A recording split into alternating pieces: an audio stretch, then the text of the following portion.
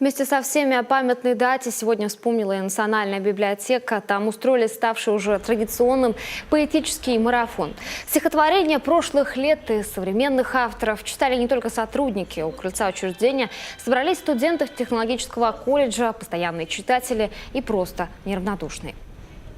Вот уже и не дымится рана, исчезает облачко у рта. Только, может быть, она не безымянна, крошечная эта высота. Не она ль бессмертием зовется? Новые настали времена, глубоки забвения колодцы, но не забывается война. Также на площадке перед библиотекой развернулся фри-маркет с изданиями о Великой Отечественной войне.